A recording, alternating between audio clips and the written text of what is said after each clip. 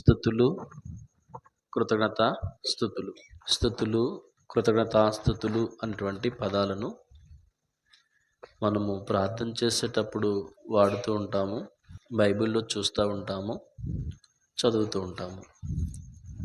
అయితే ఈ రెండు పదాలను ఎక్కువగా ఎక్కడ ఉపయోగించాలి, అంటే ఏ సందర్భంలో ఉపయోగించాలి అనేటువంటిది బైబిల్ గ్రంథం నుండి మనం పరిశీలన చేద్దాము.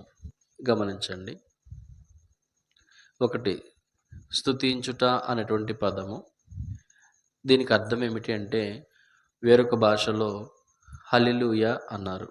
స్తుతించుట అనే పదాన్ని ఏమన్నారు? హల్లెలూయా అన్నారు. హల్లెలూయా అన్నను